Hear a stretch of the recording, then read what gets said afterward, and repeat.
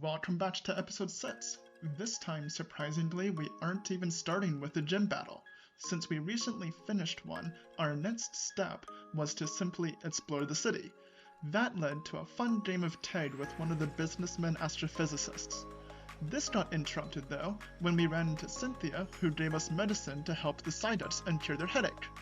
This isn't even an editing thing or a joke. Well played, I completely forgot about the guy we were chasing just a second earlier and wanted to go help these Psyducks. This is the part where I realized our mistake in a previous episode. Speaking of things that weren't an editing trick, remember before when we didn't go into that warehouse because a sign said not to? Well, apparently, we really should have. We can't use fly until we get the TM for it.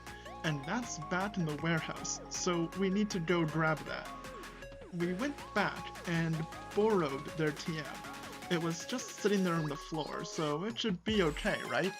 Now that we can fly, ironically, we biked, since we were halfway there anyway, and gave the medicine to those poor suffering Psyduck. This opened the path we needed to take to get to Celestic Town. This makes big mistake number 2. So, again, last episode, when we saw the Great Marsh and figured there was no point since catching rare Pokemon didn't matter when we had the rarest one of all, Muffin, we should have gone in. So we went back and talked to someone right beside the entrance who gave us Defog, which let us see this road and let us get to Celestic Town in a way that makes a way better stream and YouTube video to watch, which I'm about to edit out anyway since nothing really happened on this road. Anyway, we got to Celestic Town, and that's where the plot of this game really kicks off. Everything escalates right here. I mean, look at this. This is a lot more intense than the Pokemon games I played when I was a kid, where the evil team's plan was just, I'm going to steal Pokemon, wahaha, I'm evil. I'm just going to make this clear for both the audience and YouTube in general. While we may make jokes, this channel does not condone destroying entire cities, including all the citizens that inhabit them. And that's a sentence I never thought I'd have to say when I started making a channel dedicated to how cute Muffin is. Moving on from that one real quick, we continue into the ruins and hear the story of Den, Mario, and Furore creating the Triforce. Then we get handed Surf, which we can't use yet, but as we saw earlier, it's good to have the TMs. Now that we have that, our next stop is to head over to Hearthome City and get our next gym badge. So we make our way over there. After some very challenging puzzles, we make our way to the gym leader, who uses Ghost-type Pokemon. Once again, as seems to be the theme of this episode, I made a big mistake.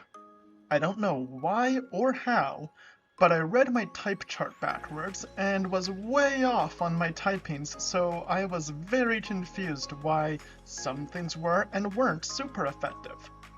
That led to a decisive loss on our part, but Muffin always gets her revenge, so we went back using our basic reading skills this time and promptly got our next badge.